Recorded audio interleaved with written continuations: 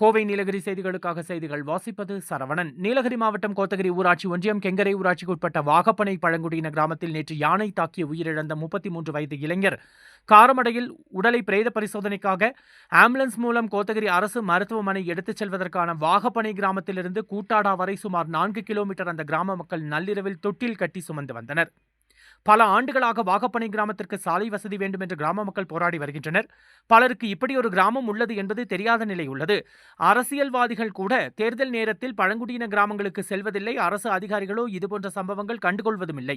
பழங்குடியின பண்பாடு என்ற பெயரில் விழாக்களை நடத்துவதில் எந்த பயனும் இல்லை. கடைக்கோடியில் வாழும் பழங்குடி மக்களின் அடிப்படை தேவையை நேரில் சென்று பூர்த்தி செய்ய அரசு கண்டிப்பாக நடவடிக்கை எடுக்க வேண்டும் என்ற கோரிக்கை எழுந்துள்ளது. கோவை நீலகிரி செய்திகளுக்காக எமது சிறப்பு செய்தி ஆசிரியர் தமிழ் வெங்கடேசன்.